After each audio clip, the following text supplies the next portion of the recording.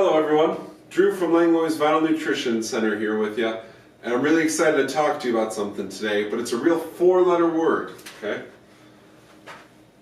Over the last 30 years, the word salt, whew. Sometimes when people ask me, Drew, what do you do for a living? And I say, oh, I'm a clinical nutritionist. They say, oh, well, what do you think of salt? I'm kind of afraid for that to be the icebreaker as far as conversations go. So what I'm going to do today is talk about salt, and I'm going to talk about the big difference between common table salt and sea salt, and how one of them can cause things like blood pressure going up and unwanted water retention in the body, and how the other one can actually provide us with trace nutrients that are difficult to come by in other foods. So if we look at table salt,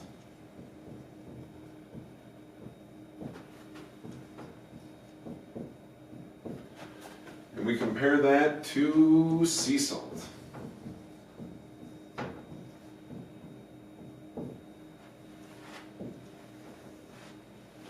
First thing I want to talk about is whether or not the salt is raw.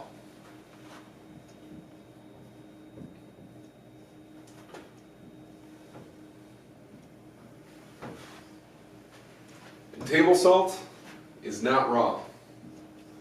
I'm going to put a frowny face next to that because that's, oops, that's a smiley face. I'm going to put a frowny face next to that. That looks more like a frowny face.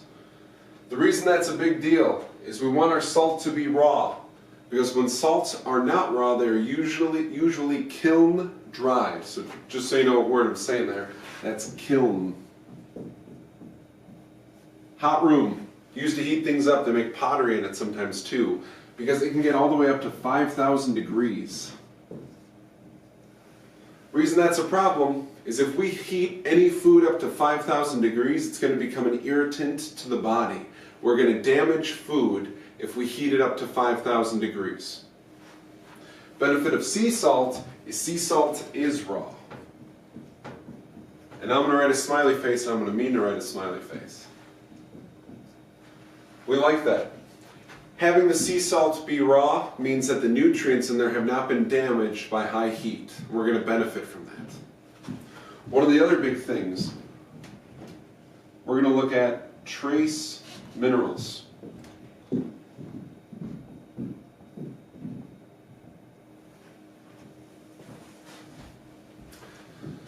Table salt is commonly white in color. And that's actually one of the indicators for us that our salt does not have as much nutrient as it could otherwise. Trace minerals in table salt? Nope.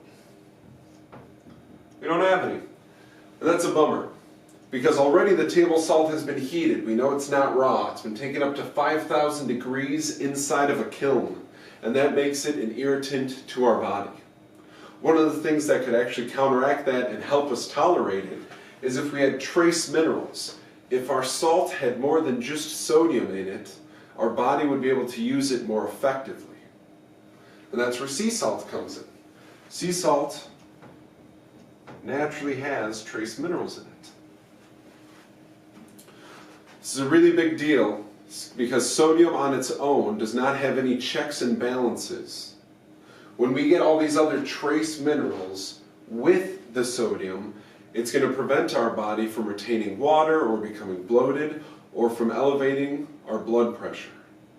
Sodium on its own, especially when kiln dried, can become very irritating to the body, and the body will hold on to excess water in an attempt to flush it or water down the very irritating type of sodium that's within it. Trace minerals are a built-in safeguard in sea salt that prevent that from occurring. So when it comes to salt, we want to make sure that we're getting raw salt that has trace minerals in it. And the best way to do that is to look for a very colorful sea salt. Now I hate to leave you with a cliffhanger, but you know I do it all the time. There are a number of different sea salts out there. So what I'm going to do in a future video is detail them.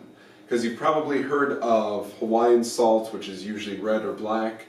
Maybe you've heard of Celtic salt. You've heard of pink Himalayan salt.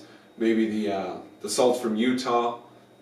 What I want to do is get into all those different sources and their nutrient content and explain why you would benefit from one versus another more so.